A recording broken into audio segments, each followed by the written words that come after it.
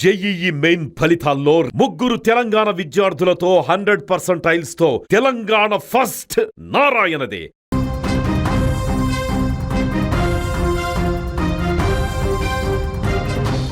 తమిళనాడు రాజకీయ యవనికపై ఒక కొత్త శకం మొదలైంది.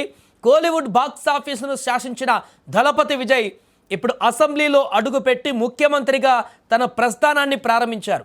ఆదివారం అట్టహాసంగా ప్రమాణ స్వీకారం చేసిన విజయ్ ఈరోజు తన టీం అసెంబ్లీ సభ్యులుగా ఎమ్మెల్యేలుగా ప్రమాణం చేయడంతో పాలనలోకి పూర్తి స్థాయిలో ప్రవేశించారు టీవీకే పార్టీ. మొత్తం 234కి 33 మంది ఎమ్మెల్యేలు ఉన్నారు. ప్రస్తుతానికి 233. ప్రొటెం స్పీకర్ సమక్షంలో ప్రమాణ స్వీకారం చేసినటువంటి ఈ ఘట్టం తమిళ రాజకీయాలలో చారిత్రాత్మక మార్పుకు నాంది పలికింది.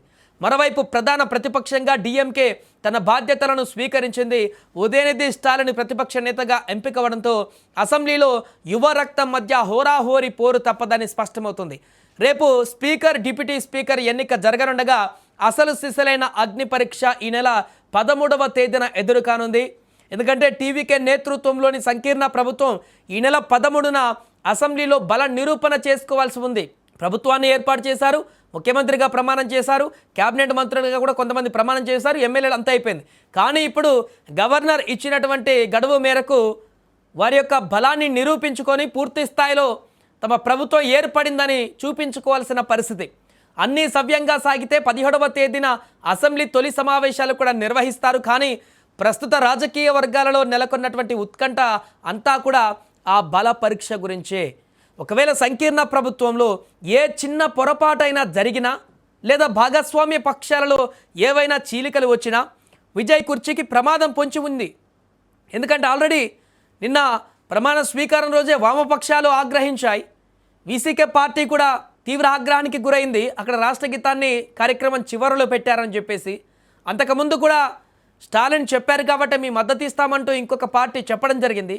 ఇలా డిఫరెంట్ మాటలు వస్తున్న సందర్భంలో మద్దతు ఇచ్చిన పార్టీల నుంచి బల ప్రయోగం, బల నిరూపణ రోజము వీరేమన్నా హ్యాండ్ ఇస్తారా అనేటువంటి సంకేతాలు ఇప్పుడు కనిపిస్తున్నాయి. ఒకవేళ 13న మ్యాజిక్ ఫిగర్ను విజయ్ నిరూపించుకోకపోతే తమిళనాడు రాజకీయాలలో పెను విధ్వంసం తప్పదు.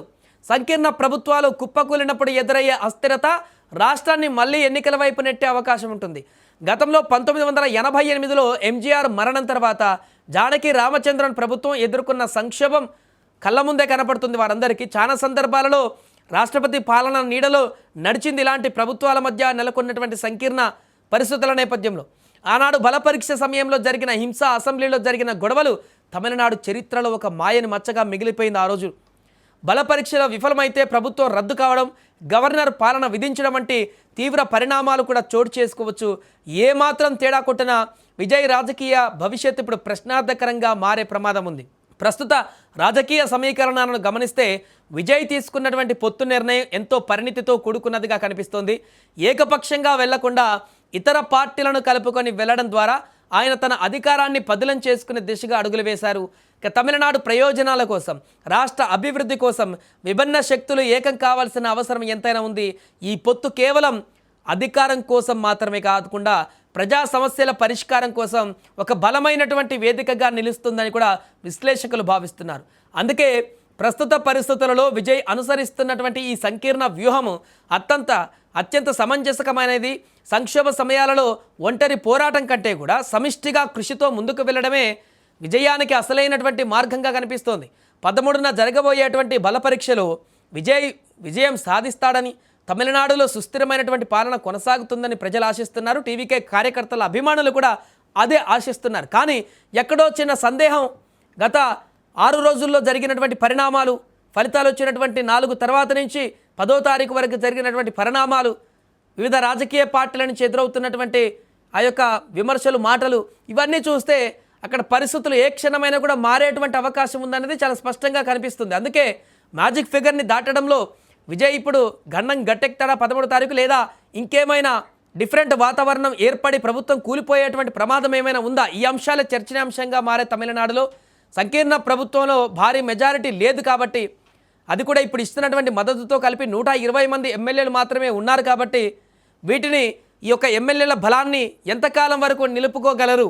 ఆల్రెడీ వామపక్షాలు వీసీకే పార్టీ నిన్న హెచ్చరికలు జారీ చేశాయి.